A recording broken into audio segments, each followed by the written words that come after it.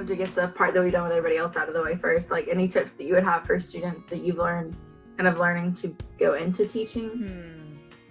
I think like obviously online resources are kind of the only way to get that help right now, and students who are used to like having a school counselor, having, you know, a teacher that they can talk to, like obviously that's not really an option right now. So I mean, just using online resources, there are so many like things that I've seen posted, like mental health during the coronavirus and stuff like that.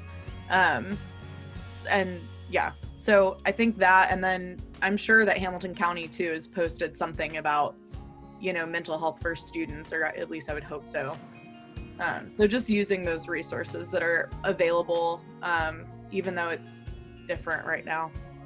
I just think balancing that is very important right now. And I know that there are a lot of like apps that allow, like I use them, where it tells you, like you set a time to do your work, and then like if you say that one assignment will take you an hour, you set that timer for an hour, and then it'll go off, and then it'll say, okay, 15-minute break.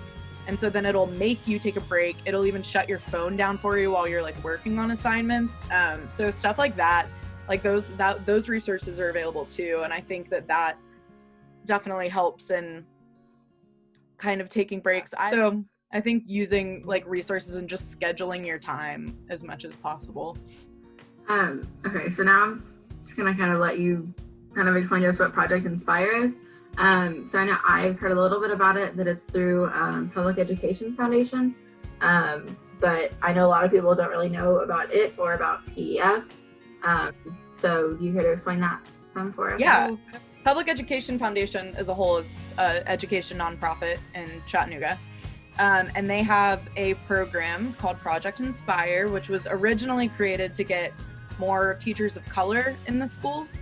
And now it's kind of transformed into something bigger than that. So now it's a teacher residency program. And I think there are only like 20-something teacher residency programs, like actually certified teacher residency programs in the United States. So it's one of those.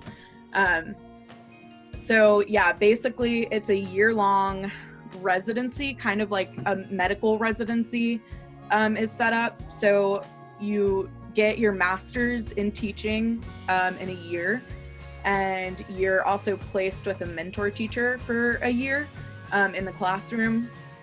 And so the summer is just doing grad school classes, then you're placed in one of the high needs schools in Chattanooga with a mentor teacher, so you're in the classroom with them, and then the next summer you finish up grad school classes, and then you graduate in August, either late July or early August.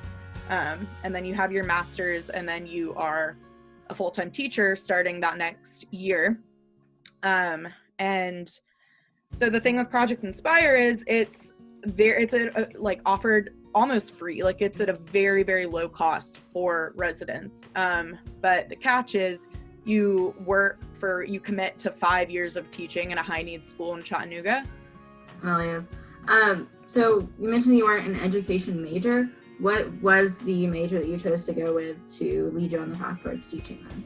Yeah, so my majors have switched all over the place. I originally was a theater major coming in, and then that switched to psychology, and then I almost switched to sociology, and then I realized there's a program at UTC called Integrated Studies where you can basically integrate multiple majors into one major called Integrated Studies. So I'll be getting my bachelor's of Integrated Studies. That's really awesome.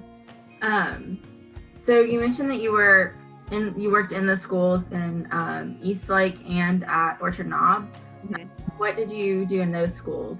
So yeah, I worked with a program through UTC called Gear Up, and it's basically just a program that helps get college students into like the high needs schools. So it follows like a cohort of students in 3 high needs schools for 7 years, so all the way through their high school graduation. Gear Up kind of takes these students in and like works with them for years and years, and helps them get to college and stuff like that. So it's a great program. I've worked with them for 2 years now.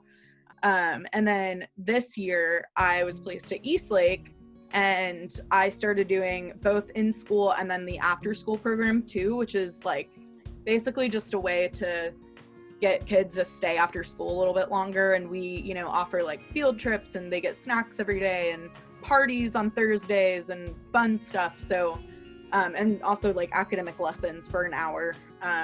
So I did that this year, both semesters. So fun. So I know one thing that's going on at Orchard Knob in the elementary school, I believe, is the restorative justice program. Yeah. Is there anything like that, or kind of like that, going on in the middle school that you guys are doing to help students with their mental health? Not that I saw, and I haven't been at Orchard Knob in a year, so maybe something has changed. But middle schoolers, I think, do need a lot of help, you know, on the mental health side, especially in these communities. And from being in 2 schools in the district, I didn't see much going on for it, unfortunately. That is very unfortunate. Yeah. So you mentioned earlier that, sorry to circle around and bounce all over the place. You're good. But you mentioned that you chose this residency program over others. What are some other ones out there, and kind of why you chose to stay here in Chattanooga as opposed to those?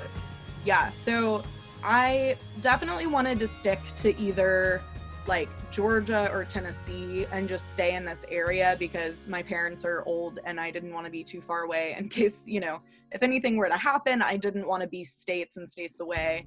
And also that kind of freaks me out to move that far away. I don't know.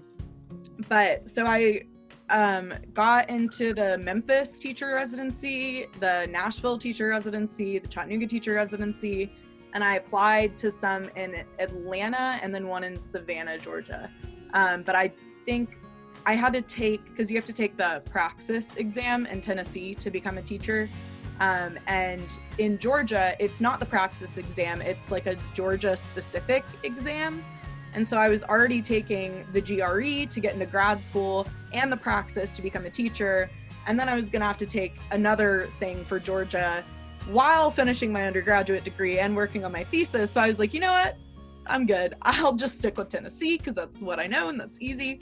And also, I've really learned to love Chattanooga, and I know so much about the schools here. Like, and also, you know, I've worked with Unify Ed before, so I know so much about all the schools in Chattanooga. I know a lot of information about all the schools.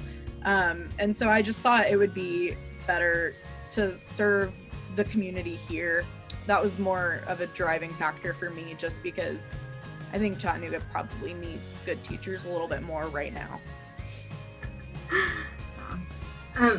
Another thing that you mentioned that I wanted to touch on that I think is kind of the last question I have. So Sophie, if you have anything that you're thinking of, definitely chime in after this. But you mentioned that, you know, you said somewhere in the back of your mind, you kind of always knew that you would end up teaching at some point. And what, could you kind of explain what that's like for any students who are thinking like, do I want to be a teacher, or do I just, is this the only thing that I know?